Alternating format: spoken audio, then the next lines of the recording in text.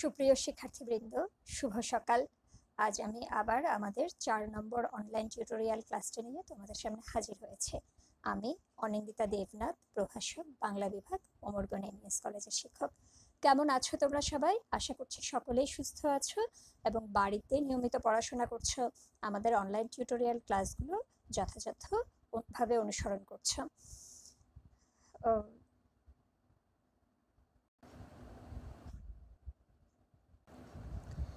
গত ক্লাসে আমরা নত্যবিধি কি, উদাহরণ সহ নত্যবিধির 5টি নিয়ম লেখো এই প্রশ্নটি পড়েছিলাম।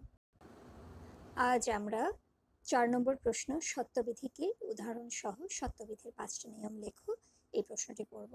ঠিক 5টা নিয়ম নয়, আমরা মোটামুটিভাবে যতগুলো নিয়ম আছে সবগুলো নিয়মই দেখব। তোমাদের যে নিয়ম, যে 5টি নিয়ম সহজ লাগবে, সহজ মনে হয়, সেই 5টি নিয়ম তোমরা পরীক্ষায় উত্তর করবে। তোমাদের শুরুতে একটা কথা বলে নেই, যেহেতু আমরা শ্রেণীকক্ষে নেই, শ্রেণীকক্ষের শিক্ষা উপকরণগুলোও আমাদের মাঝে নেই, তোমরাও আমার সামনে নেই। তোমাদের যদি কোনো কিছু বুঝতে অসুবিধা হয় তোমরা কমেন্ট বক্সে কমেন্ট করো, আমি তোমাদের কমেন্ট বক্সে তোমাদের সমস্যার সমাধান আমি করে দেব। প্রথমেই আমরা আসি সত্যবিধি কি। তোমরা জানো বাংলা ব্যঞ্জন বর্ণে 3টে স আছে, তালব্য স, মূর্ধন্য ষ এবং দন্ত স। এই 3টি স্বরেরই উচ্চারণ বিভিন্ন জায়গায় কিছু কিছু ক্ষেত্রে আলাদা শোনায়, কিছু কিছু ক্ষেত্রে একই রকম শোনায়, তবে মূর্ধন্য ষ এর আলাদা উচ্চারণ আমরা ঠিক সেভাবে খুঁজে পাই না। এই মূর্ধন্য ষ শুধুমাত্র সংস্কৃত শব্দ বা সংস্কৃত হতে আগত তৎসম শব্দে ব্যবহৃত হয়, অন্য কোনো শব্দে মূর্ধন্য ষ এর কোনো ব্যবহার নেই বললেই চলে, ব্যবহার হয়ই না। তাই তৎসম শব্দে মূর্ধন্য ষ ব্যবহারের যে নিয়মগুলো আছে বা যথাযথ যে নিয়মাবলী আছে তাকে আমরা সত্যবিধি বলি। চলো আমরা সংজ্ঞাটা একবার দেখে নিই। বাংলা ভাষায় সাধারণত মূর্ধন্য ষ ধ্বনির ব্যবহার নেই, সেই জন্য বাংলা বা দেশি, তদ্ভব ও বিদেশি শব্দের বানানে মূর্ধন্য ষ লেখার প্রয়োজন হয় না। কিন্তু বাংলা ভাষায় ব্যবহৃত বহু তৎসম বা সংস্কৃত শব্দে মূর্ধন্য ষ এর ব্যবহার আছে, যা বাংলায় অবিকৃতভাবে রক্ষিত হয়। বাংলা ভাষায় কয়েকটি সুনির্দিষ্ট ক্ষেত্রে তৎসম শব্দের বানানে মূর্ধন্য ষ এর সঠিক ব্যবহারের নিয়মকেই সত্যবিধি বলা হয়। সত্যবিধির বিভিন্ন নিয়ম আমরা এখন পড়ব। 1 নম্বর নিয়মটি আগে আলোচনা করি। তৎসম শব্দে বাংলা বর্ণমালায় যুক্ত ব্যঞ্জন গঠনের ক্ষেত্রে ট ঠ বর্ণের পূর্ববর্তী শীর্ষধ্বনি হিসেবে কেবল মূর্ধন্য ষ যুক্ত হয়, তালব্য ষ বা দন্ত ষ কখনোই যুক্ত হয় না। যেমন কষ্ট, অষ্টম, মিষ্টি, তুষ্ট, চেষ্টা, আড়ষ্ট। এই নিয়মে দেখো তৎসম শব্দের ক্ষেত্রে যখন ট ঠ এর সাথে কোনো স দিয়ে যখন যুক্ত ব্যঞ্জন গঠিত হবে সেক্ষেত্রে কেবল মূর্ধন্য ষ ব্যবহৃত হবে। ট ঠ বর্ণের আগে কোনো স যুক্ত হয়ে যুক্ত ব্যঞ্জন গঠিত হলে তাদের মূর্ধন্য ষ ব্যবহার হবে, কখনো দন্ত ষ বা তালব্য ষ যুক্ত হবে না। যেমন অষ্টম, মূর্ধন্য ষ এর সাথে ট যুক্ত হয়েছে। একইভাবে কাষ্ঠ, নিষ্ঠুর, অনুষ্ঠান, মূর্ধন্য ষ এর সাথে ঠ যুক্ত হয়েছে। এই প্রত্যেকটি শব্দই তৎসম শব্দ। যুধিষ্ঠির, ঘনিষ্ঠ, নিষ্ঠা ইত্যাদি এরকম অনেক উদাহরণই আছে। তার মানে আমরা কি শিখলাম? ট ঠ বর্ণের পূর্বে তৎসম শব্দে শীর্ষধ্বনি হিসেবে কেবলমাত্র মূর্ধন্য ষ যুক্ত হবে, হয়ে যুক্ত ব্যঞ্জন গঠিত হবে, তালব্য ষ বা দন্ত ষ যুক্ত হবে না। 2 নম্বর নিয়মে আসি। তৎসম শব্দে ঋ কিংবা ঋকারের পর মূর্ধন্য ষ ব্যবহৃত হবে। ঋ কিংবা ঋকার, যেমন ঋষি, ঋ এর পরে মূর্ধন্য ষ এর ব্যবহার হয়েছে। ঋষভ, ঋষভ শব্দের অর্থ ষাঁড়, ছেলেবেলায় বাল্য শিক্ষায় পড়েছো তোমরা, ঋষভ মোরা ষাঁড়কে বলি। কৃষি, ঋকার, ঋ এর কার চিহ্ন। কৃষক, ঋ কারের পরে মূর্ধন্য ষ ব্যবহৃত হয়েছে। তৃষ্ণা, ঋকারের পরে মূর্ধন্য ষ ব্যবহৃত হয়েছে, তৃষ্ণা বানানটি মূর্ধন্য ষ এর সাথে আবার মূর্ধন্য যুক্ত হয়ে তৃষ্ণা বানানটি হয়েছে। কৃষ্ণ, ক ঋকার, মূর্ধন্য ষ এর সাথে মূর্ধন্য যুক্ত হয়ে কৃষ্ণ হয়েছে। তার মানে দেখো প্রত্যেকটা উদাহরণে আমরা দেখছি ঋ এবং ঋকারের পর মূর্ধন্য ষই ব্যবহৃত হয়েছে, দন্ত ষ ব্যবহৃত বা তালব্য ষ ব্যবহৃত হয়নি। 3 নম্বর নিয়মে আমরা যাই। র ধ্বনি যখন রেফ এর রূপ নিয়ে কোনো ব্যঞ্জন বর্ণের ওপরে বসে তখন রেফ এর পর সর্বদা মূর্ধন্য ষ ব্যবহৃত হয়।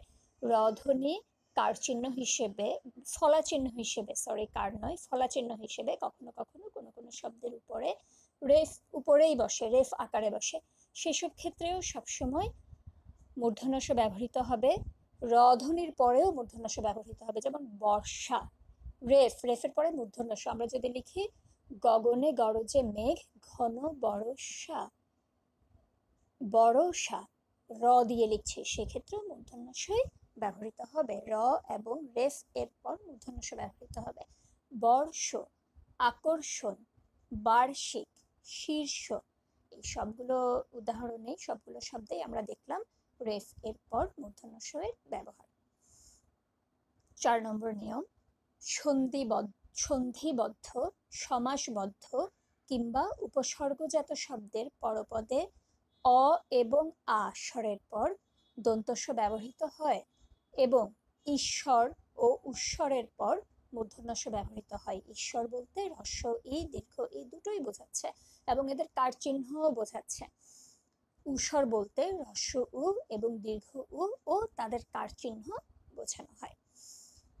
এই সন্ধিবদ্ধ কোনো শব্দ যদি সন্ধিযোগে গঠিত হয়, কোনো শব্দ যদি সমাস নিষ্পন্ন ভাবে গঠিত হয়, কোনো শব্দ যদি উপসর্গ যোগে গঠিত হয় এবং এই সকল শব্দের পরপদে অ এবং আস্বর থাকে এবং তারপরে মূর্ধন্য ষ ব্যবহৃত হয়, ঈশ্বর এবং উস্বরের অ এবং আস্বরের পর দন্ত ষ ব্যবহৃত হয় এবং ঈশ্বর ও উস্বরের পর মূর্ধন্য ষ ব্যবহৃত হয়। যেমন একটা বানান তোমরা দেখো, পুরস্কার, পুরঃ যোগ কার, সন্ধিবদ্ধ শব্দ, পুরস্কার, পুরঃ যোগ কার, এক্ষেত্রে রটা কি ধ্বনি, অ, এই অ এর পরে দন্ত ষ যুক্ত হয়েছে, মূর্ধন্য ষ নয়। অ এবং আস্বরের পর দন্ত ষ ব্যবহৃত হবে, তাই পুরস্কার র, অ এর পরে দন্ত ষ ব্যবহৃত হয়েছে। কিন্তু আমরা যদি বলি পরিষ্কার, ই, রি, ই, ঈশ্বরের এবং উস্বরের পর মূর্ধন্য ষ ব্যবহৃত হয়, তাই পরিষ্কারে মূর্ধন্য ষ ব্যবহৃত হয়েছে। তার মানে অ এবং আস্বর দন্ত ষ হবে, ই এবং উস্বরে মূর্ধন্য ষ হবে, তাই পুরস্কার দন্ত ষ, কিন্তু পরিষ্কারে মূর্ধন্য ষ। ঠিক একইভাবে আবিষ্কার, ই, ঈশ্বর, তাই মূর্ধন্য ষ। বিষম, ই, বি, তাই মূর্ধন্য ষ। অনুষ্ঠান, উ, নয়ের সাথে হ্রস্ব উ, তাই মূর্ধন্য ষ। সুষমা দন্ত ষ এর সাথে হ্রস্ব উকার, উস্বর, তাই মূর্ধন্য ষ ব্যবহৃত হয়েছে এরপরে। আর উপরে দেখো অসহ, অস্বরের পরে দন্ত ষ ব্যবহৃত, কিন্তু বিসহ, একই প্রায় কাছাকাছি শব্দ। অসহ, অ এর পরে হচ্ছে দন্ত ষ কিন্তু বিসহ, ই এর পরে ব্যবহৃত হচ্ছে মূর্ধন্য ষ। তার মানে আমরা কি শিখলাম, সন্ধি যোগে, সমাস যোগে বা উপসর্গ যোগে কোনো শব্দের পরপদে অ এবং আ স্বরের পর দন্ত ষ হবে, ই এবং উস্বরের পরে মূর্ধন্য ষ ব্যবহৃত হবে। এবার আসি 5 নম্বর নিয়মে, অনু, অভি, পরি, প্রতি, সু, বি, নি, এই 7টি উপসর্গের পর, আবারও বলছি, অনু, অভি, পরি, প্রতি, সু, বি, নি, এই 7টি উপসর্গের পর কিছু কিছু ক্ষেত্রে মূর্ধন্য ষ ব্যবহৃত হয়। যেমন দেখো, অনু, অনু দিয়ে অনু যুক্ত গঠিত শব্দ, অনুসঙ্গ শব্দটির সাথে অনু উপসর্গ যুক্ত হয়ে হয়েছে অনুসঙ্গ, এক্ষেত্রে অনু উপসর্গের পরে মূর্ধন্য ষ এর ব্যবহার হয়েছে। ঠিক একই রকম ভাবে অভিষেক, অভিষেক, অভি উপসর্গের পরে মূর্ধন্য ষ ব্যবহৃত হয়েছে। অভিষিক্ত, অভি উপসর্গের পরে মূর্ধন্য ষ ব্যবহৃত হয়েছে। ঠিক একই রকম ভাবে পরি উপসর্গের পরে মূর্ধন্য ষ এর ব্যবহার আমরা দেখতে পাচ্ছি, পরিষদ, পরিষ্কৃত, পরিষ্কার। প্রতি উপসর্গের পরে মূর্ধন্য ষ এর ব্যবহার দেখো, প্রতিষেধক। সুষম, সুষুপ্ত। বি উপসর্গের পরে বিষয়, বিষম, বিষণ্ণ, বিষাদ। নি উপসর্গের পরে নিষেধ, নিষিদ্ধ, নিষিক্ত। এই সাতটি উপসর্গের পরে সবসময় মূর্ধন্য ষ ব্যবহৃত হয়েছে তৎসম শব্দের ক্ষেত্রে। 6 নম্বর নিয়মে আমরা যাই। সংস্কৃত ভাষায় দীর্ঘকাল থেকে কিছু শব্দে স্বভাবতই মূর্ধন্য ষ ধ্বনি ব্যবহৃত হয়ে আসছে। এইসব তৎসম শব্দকে নিত্য মূর্ধন্য ষ শব্দ বলে। তোমরা নত্যবিধান পড়তে গিয়েও দেখেছো কিছু শব্দ আছে যেগুলো কিনা কোনো নিয়ম ছাড়াই আদিকাল থেকে এই তৎসম শব্দগুলোতে মূর্ধন্য ষ ব্যবহৃত হয়ে আসছে। এগুলোকে নিত্য মূর্ধন্য ব্যবহৃত হয়ে আসছে, ওগুলোকে নিত্য মূর্ধন্য শব্দ বলে। ঠিক একই রকম ভাবে আদিকাল থেকে কিছু শব্দে সবসময় মূর্ধন্য ষ এর ব্যবহার হয়ে আসছে, যেগুলোকে আমরা নিত্য মূর্ধন্য ষ শব্দ বলি। এই নিত্য মূর্ধন্য ষ শব্দগুলোতে সবসময় মূর্ধন্য ষই ব্যবহৃত হবে, কখনো দন্ত ষ বা তালব্য ষ ব্যবহৃত হবে না। যেমন এক কবি ছড়ার ছন্দে আমরা যদি বলে যাই, তোমাদের শব্দগুলো মনে রাখতে সুবিধা হবে। তোমরা উদাহরণে এক দুটো উদাহরণ দিলেই চলবে পরীক্ষার খাতায়। আমি তারপরে তোমাদের মোটামুটি ভাবে বেশ কিছু শব্দ ছড়ায় ছড়ায় পড়িয়ে দিচ্ছি যেন তোমাদের সহজেই মনে থাকে। যেমন আষাঢ় আভাস উষা, ঈষৎ উষর সরিষা, অভিলাষ কোষ মানুষ পাষণ্ড, ভাষা ভাষ্য ভাষণ, পাষাণ পোষণ শোষণ, বিশেষ বিশেষ্য বিশেষণ ষণ্ড। ঔষধ ঔষধি পৌষ, কলুষ দেশ রোষ, দূষণ ভূষা ভূষণ পুষ্প, মহিষ ষোড়শ গ্রীষ্ম। গ্রীষ্ম উচ্চারণটা হবে গ্রীষ্ম, গ্রীষ্ম নয়। প্রত্যুষ পৌরুষ ভীষ্ম, ষড়যন্ত্র ষটচক্র বেশ বাষ্প। এই শব্দগুলোতে সবসময় মূর্ধন্য ষ হবে। এবার আসি 7 নম্বর। একটা সময় ছিল যখন লোকজন পরস্পরের খোঁজ খবর নেবার জন্য চিঠিপত্রের ব্যবহার করত। তখন মুঠোফোনও ছিল না, ইন্টারনেটও ছিল না। দূর দূরান্তে নিকট আত্মীয়জনের খবর নেওয়ার জন্য সকলে মাধ্যম হিসেবে চিঠি ব্যবহার করত। ঠিক তখন কাউকে সম্ভাষণ করার জন্য পত্রের শুরুতে, সম্ভাষণ মানে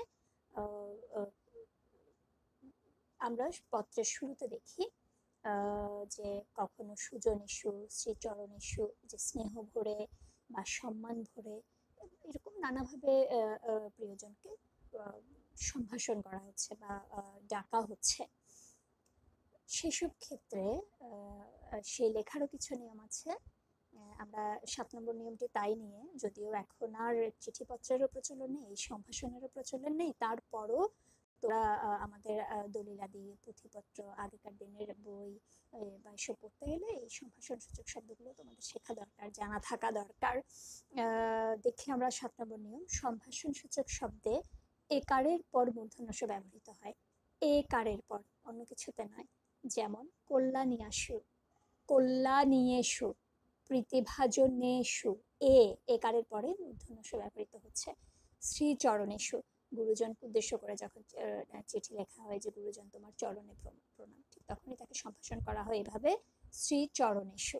বন্ধুবরেষু, প্রিয়বরেষু, শ্রদ্ধাভাজনেষু, সুজনেষু, এর পরে মূর্ধন্য ষ এর ব্যবহার হয়।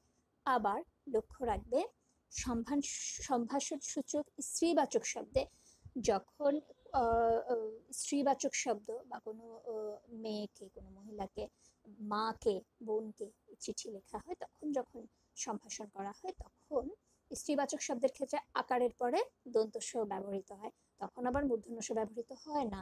যেমন কল্যাণীয়াসু, কোনো হয়তো প্রিয় কাউকে, ছোট স্নেহের কাউকে পত্র লেখা হচ্ছে, সেক্ষেত্রে কল্যাণীয়াসু। সুচরিতাসু, পূজনীয়াসু, পূজনীয় কোনো ব্যক্তি, শ্রদ্ধেয় ব্যক্তি। সুপ্রিয়াসু। তার মানে আমরা কি শিখলাম? সম্ভাষণ সূচক শব্দের ক্ষেত্রে এর পরে মূর্ধন্য ষ ব্যবহৃত হবে, তবে স্ত্রীবাচক শব্দ হিসেবে যখন আমরা সেই সম্ভাষণ সূচক শব্দটি ব্যবহার করব তখন এর পরে দন্ত ষ ব্যবহৃত হবে। এই গেল আমাদের বাংলা বানানের নিয়মের যে শব্দবিধির 7টা নিয়ম।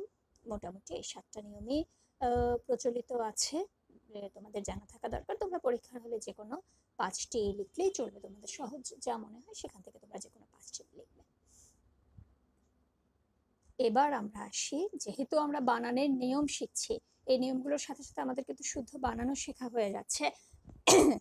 তাই আমরা এক নজরে দেখব বাংলা বানানে কোন কোন ক্ষেত্রে তালব্যস্য এবং দন্তস্ব ব্যবহৃত হবে। শুধু মূর্ধন্য শিখলে চলবে না, তালব্যস্য এবং দন্তস্যের ব্যবহারও আমাদের সঠিকভাবে জানতে হবে। বাংলা ভাষায় ব্যবহৃত তৎসম শব্দেই কেবল সত্যবিধি প্রযোজ্য। বাংলা ভাষায় ব্যবহৃত বিদেশি শব্দের নিয়ম প্রযোজ্য নয়। তাই এ ধরনের শব্দে কোথাও মূর্ধন্য ব্যবহৃত হবে না, প্রয়োজন মতো তালব্যস্য কিংবা দন্তস্ব ব্যবহৃত হবে। আমরা বিদেশি শব্দে কোথায় কোথায় দন্তস্ব, কোথায় কোথায় মূর্ধন্যস্যের ব্যবহার হবে তা আমরা দেখছি। বিদেশি শব্দে কখনোই মূর্ধন্যস্য হবে না, শুধুমাত্র দন্তস্ব এবং তালব্যস্য ব্যবহৃত হবে। প্রথম নিয়মটা দেখি। যেসব আরবি ফার্সি শব্দের মূলে সাল, সিন, সোয়াদ রয়েছে সেগুলোর প্রতিবর্ণ রূপে বাংলা বানানে দন্তস্ব ব্যবহৃত হবে। যেমন ইনসাফ, সফেদ, কিসমত, মসনদ, আসমান, আসামি, এজলাস, সাজা ইত্যাদি। যেসব বিদেশি শব্দের দন্তস্ব বাংলায় পুরোপুরি পরিবর্তিত হয়ে ছ এর রূপ নিয়েছে সেগুলোর বানানে ছ বহাল থাকবে। যেমন পছন্দ, অছিলা, তছনছ, মিছরি, মিছিল ইত্যাদি। এই শব্দগুলো বিদেশি শব্দ, তবে এসব শব্দে পরিবর্তিত হয়ে পুরোপুরি পরিবর্তিত হয়ে সেই দন্তস্বটা ছ হয়ে গিয়েছে। এগুলোকে আমরা পছন্দ শব্দ থেকে পছন্দ এসেছে, পছন্দ দন্তস্ব, এটাকে আমরা কখনো পছন্দ দন্তস্ব দিয়ে লিখবো না, পছন্দ ছ হয়ে গেছে, ছই থাকবে। মিছিল, মিছরি, তছনছ, অছিলা যেহেতু ছ হয়েছে এবং বহুল ব্যবহৃত, তাই আমরা এগুলোকে ছয়ে ব্যবহার করব এই শব্দগুলোতে।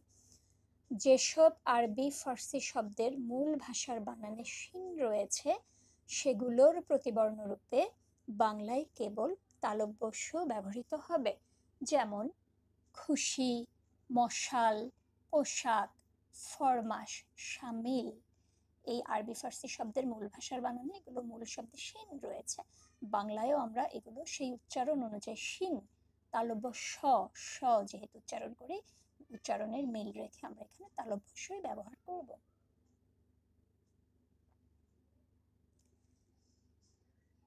ইংরেজি ও ইংরেজির মাধ্যমে আগত শব্দে সি ধ্বনির উচ্চারণ দন্তস্ব এর মতো হলে বাংলা বানানেও দন্তস্ব লেখা হবে। সি এর উচ্চারণ যদি দন্তস্ব, অফিস, দন্তস্ব এর মতো উচ্চারণ হয়, বাংলায়ও আমরা দন্তস্ব লিখব। এই বিদেশি শব্দগুলো লেখার ক্ষেত্রে আসলে আমরা উচ্চারণ ঠিক কোন উচ্চারণে কোন স এর মতো মনে হচ্ছে সেটা দেখে সেই মতো করেই আমরা বানানগুলো লিখব। অফিস, দেখো সি আমি লাল রং দিয়ে ইন্ডিকেট করে দিয়েছি তোমাদের বোঝার সুবিধার্থে। বাংলায়ও আমরা লিখছি দন্তস্ব দিয়ে। সার্টিফিকেট, বাংলা লিখছি দন্তস্ব দিয়ে সি এর পরিবর্তে দন্তস্ব, যেহেতু উচ্চারণটা দন্তস্ব এর মতো হচ্ছে। City, society. ইংরেজি ও ইংরেজির মাধ্যমে আগত বিদেশি এস বর্ণ বা ধ্বনির জন্য দন্তস্ব, এস এস এর জন্য দন্তস্ব এবং S H, S I O N, double S I O N, T I O N ও সি আই এ এল এই বর্ণগুচ্ছ বা ধ্বনির জন্য তালব্যস্য ব্যবহৃত হবে। তার মানে এস এর জন্য শুধুমাত্র দন্তস্ব, আবার S H, S I O N, double S I O N, T I O N, C I A L এগুলোর জন্য ব্যবহৃত হচ্ছে তালব্যস্য। দেখো bus, B U S, single S ব্যবহৃত হয়েছে, তার মানে এটা হবে দন্তস্ব বাংলায় লেখার সময়, বাস ব আকার দন্তস্ব। আবার শার্ট, এস এইচ, তাই বাংলায়ও যখন আমরা লিখছি তালব্যস্য দিয়ে লিখছি। এস আই ও এন, দেখো ডিসিশন, আমরা প্রথমে পড়েছি সি এর জন্য দন্তস্ব হবে, তাই এক্ষেত্রে ডিসি, সি এর জন্য এস আই ও এন এর জন্য শন, ডিসিশন, সি এর জন্য বলছি দন্তস্ব, আবার এস আই ও এর জন্য তালব্য শ। SSION এর প্রয়োগ দেখো, কমিশন, কমিশনার, COMMISSION, কমিশন, তালব্য শ ব্যবহার হচ্ছে।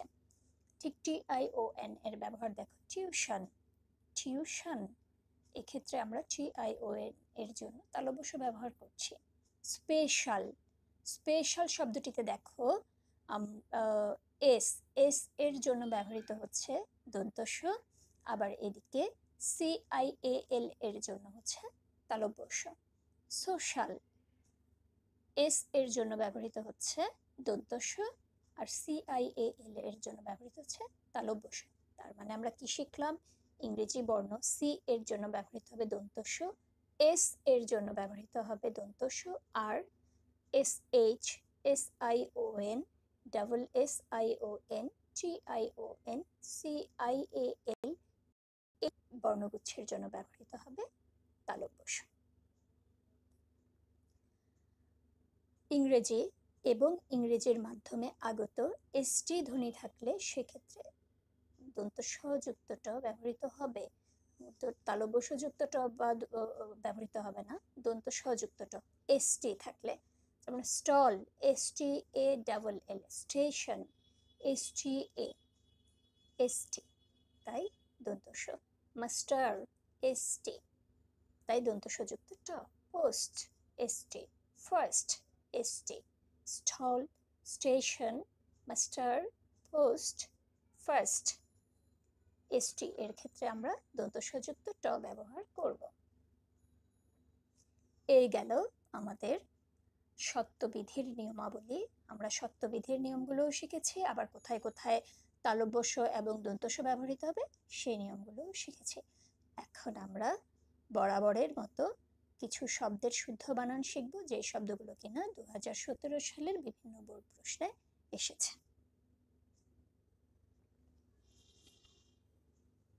সত্তা, দেখো আমরা নিজেরাই বিভিন্ন জায়গায় লিখবার সময় বা বিভিন্ন বইয়ে প্রিন্টিং মিস্টেকের কারণে আমরা দেখি যে সত্তা বানানটি লেখা হয় দন্ত স যুক্ত ব দিয়ে, কিন্তু এটা একেবারেই ভুল প্রয়োগ। এর শুদ্ধ বানান হবে দন্ত স ত যুক্ত ত আকার, দন্ত স এর নিচে কোনো ব হবে না। পোস্টমাস্টার, একটু আগেই আমরা নিয়মে শিখেছি ST, post, POST, post, ST, তাই এক্ষেত্রে দন্ত স। ঠিক একইভাবে মাস্টার, MASTER,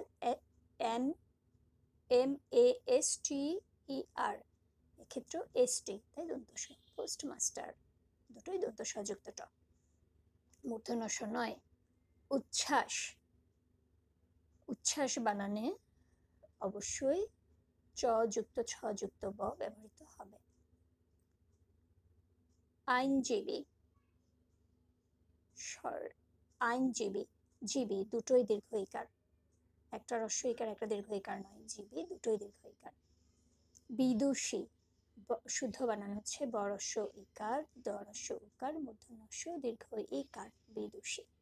মূর্ছনা, মূর্ছনা প্রদত্ত শব্দে চ যুক্ত ছ যুক্ত রেফ লেখা হয়েছে। তোমাদের নিশ্চয়ই মনে আছে, আমরা যখন বাংলা বানানের নিয়ম শিখেছিলাম তাতে দেখেছি যুক্ত ব্যঞ্জনের ক্ষেত্রে রেফের পরে কখনো দ্বিত্ব হবে না, রেফের পরে দ্বিত্ব ব্যঞ্জন হবে না, মানে দুটো ব্যঞ্জন যুক্ত হবে না। তাই মূর্ছনা, যেহেতু রেফ আছে তাই একটা ছ ব্যবহৃত হয়েছে। ম দীর্ঘ উকার, ছ রেফ দন্ত ন আকার। পানিনি, মাঝখানের নটা মূর্ধন্য হবে, শেষের নটা দন্ত ন হবে, দুটোই হ্রস্ব ইকার। পানিনি।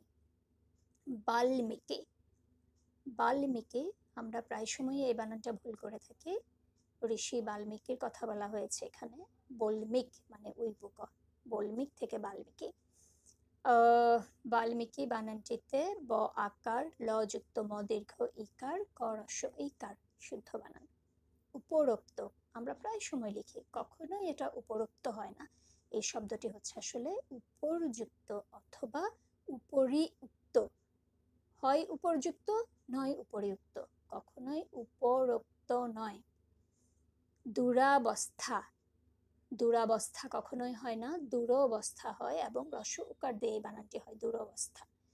দ রস উকার র ব দন্ত যুক্ত থ আকার দুরবস্থা। রেজিস্ট্রেশন নয়, রেজিস্ট্রেশন, রেজিস্ট্রেশন, এবং এক্ষেত্রে রেজিস্ট্রেশন এসটি তাই দন্ত স, শন TION তাই তালব্য স। র একার বর্গীয় জ রস একার দন্ত স যুক্ত ট রফলা একার তালব্য স দন্ত রস দন্ত ন, রেজিস্ট্রেশন। জাজ্জল্যমান বানানটি হবে বর্গীয় জ আকার বর্গীয় জ যুক্ত ব ল জফলা ম আকার দন্ত ন, জাজ্জল্যমান। ভৌগোলিক নয়, ভৌগোলিক। ভ ওকার গ ওকার ল রস্য ইকার ক, ভৌগোলিক। আমরা ক্লাসের একেবারেই শেষে চলে এসেছি, শেষ পর্যায়ে। বরাবরের মতোই তোমাদের আমি এই তোমাদের সহায়ক গ্রন্থ হিসেবে গ্রন্থগুলোর নাম বলে দিচ্ছি, কোন গ্রন্থ থেকে তোমরা সহযোগিতা নেবে। ডক্টর মাহবুল হক স্যারের বাংলা ব্যাকরণ রচনা অত্যন্ত ভালো একটি বই। ডক্টর হায়াত মাহমুদ স্যারের ভাষা ও শিক্ষা, এছাড়াও বাংলা বানানের নিয়ম তোমরা বাংলা একাডেমির প্রদত্ত ব্যবহারিক বাংলা অভিধানে এই বাংলা বানানের নিয়মগুলো তোমরা পেয়ে যাবে। আগামী ক্লাসে আমরা বাংলা একাডেমি প্রমিত বাংলা বানানের নিয়মানুসারে তৎসম শব্দের বানানের 5টি নিয়ম উদাহরণ সহ লেখো, এটি পড়বো। তোমাদের রুটিন অনুযায়ী যখন আবার আমার ক্লাস আসবে তখন আমি এই ক্লাসটাই তোমাদের নেব। প্রিয় শিক্ষার্থীরা, আমি আবারও বলছি, যদি তোমাদের কোনো কিছু বুঝতে অসুবিধা হয় তোমরা অবশ্যই কমেন্ট বক্সে কমেন্ট করো, আমি তোমাদের সমস্যা সমাধানের চেষ্টা করব। আজ এই পর্যন্ত, সকলেই ভালো থেকো, সুস্থ থেকো।